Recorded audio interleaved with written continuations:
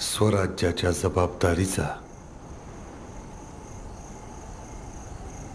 त्या गर्दीत सखी, येसू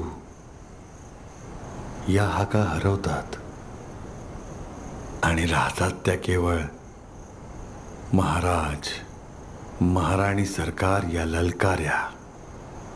आजपासून या सगळ्या मराठा रयतेची जबाबदारी आपली झाली.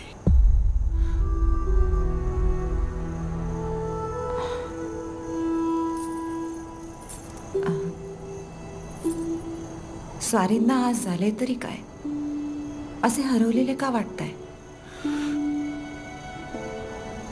आज आबासाहेबांची अतिशय तीव्र सय येते.